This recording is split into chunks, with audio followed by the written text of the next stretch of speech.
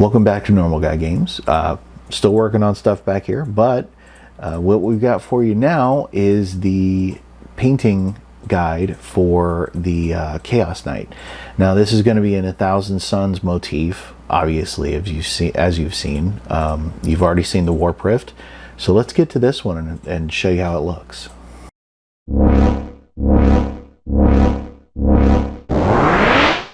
Alright, final video. So obviously the first thing I did was I primed this thing black, and then using an airbrush I decided to hit it with Vallejo aluminium, and it's a very bright, very vivacious color, and I really wanted it to be bright because of what I'm going to do to the rest of the model.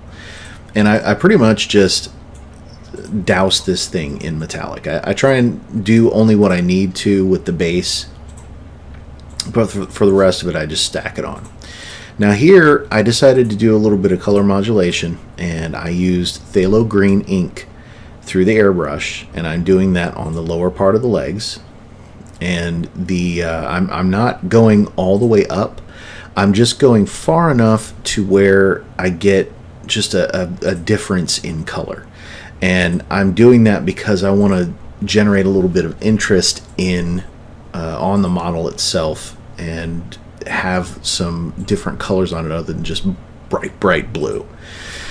So I am using here, this is phthalo blue ink, and I'm using it because it is also a very bright color. Now this is actually how I did my Necrons as well. I did phthalo blue from one side and then phthalo green from the bottom, or whatever. Maybe it was the opposite, I don't remember, but this is pretty much the same scheme that my Necrons got. What I'm doing here is I'm pretty much going to color all of the areas that would be blue using this ink. Now of course when you're using ink like this, it's best to seal it afterward because it is a pain in the butt to keep from running when you try and use a brush on it afterward. It will come off if you don't seal it properly, so make sure you seal it afterward. Now I am blasting this phthalo blue, making everything bright and shiny, and it's the same thing with the weapons. I use the same tricks for the weaponry. I'm going with the Vallejo aluminium and then the phthalo blue. And I also, at this point, I decided to go a little bit further, and I put purple in my airbrush. Now this is the remnants of an army painter paint, and I also thinned it down a lot. I wanted it transparent. I did the rib cage and a little bit of the legs in that purple, again just to vary the colors. I feel like that greenish, bluish, purplish is very zinch, if you will. So again, the weaponry got the same treatment. And actually, funny enough, I did forget a little bit on a couple of the weapons, and I ended up actually using a different paint. That I used a transparent blue from Pro Acryl, and it actually turned out looking almost exactly like phthalo blue ink. Step one after doing the base coating is to drop a burnt sienna color on the base, and then the dreaded gold. I'm not going to spend too much on time on this because of the fact that you've already seen me do gold on the channel. Okay, and we're going to go through the steps here one by one. I did hit all of the whole thing with a dry brush of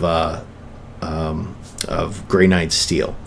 I painted all the pistons in red. I painted all the cables in black. This is the Pro Acryl transparent blue in action. As I said, I forgot that part of the weapon, and it worked out pretty well.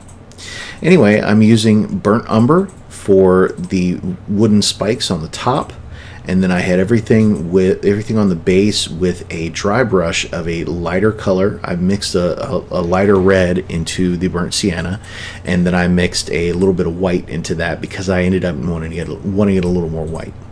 And then I mixed a little bit of the bright red from Pro Acryl, and I brushed that over top. And then I did a green. This is the dark the camo green, and then the yellow green. Now on the weapons, on this particular weapon, I just hit it with the Black Legion contrast paint because I was in sort of a hurry. And in this one, this is Coal Black, Monument Hobbies, Pro Acryl. Now here's a mistake. This is the mistake that I made first, and I am I am never going to buy anything from Green Stuff World again because these paints are awful. I've tried using them over and over, and it worked out okay a couple of times, but on this big of a model, it doesn't. So I ended up using a recipe by Jay from Eons of Battle. So I used his plasma recipe, but it didn't turn out really well, so I'm going to have to airbrush it. This is my Phthalo Blue metallic mix. I did this for my Stormcast. I got that from Marco, Not Just Mecha. And here is the final big piece of this, and that is going to be dropping an oil wash on it. Now I wanted to do an oil wash because I wanted everything to be kind of grim and dark and dirty, just like the rest of my Warhammer stuff. Now as you can see here, I am avoiding all of the warp rifts. However, you don't have to. Let me show you. All right. I put the black over top of the warp rifts on the feet, and then I wiped it off immediately. And as you can see, it turned out really, really good. Now, this is the final product, right? This is everything washed, dry brushed, the whole 9 yards. The only thing I had left to do at this point was to put tufts on the base and do the base rim. And I got that done, and you know, she's magnetized and ready to rock. I'm ready to put it on the table. I am quite happy with the build, quite happy with the magnetizing, quite happy with the paint job, and I am glad that this is over. It was a long project. Anyway, please like and subscribe, and I will see you on the next video, everyone.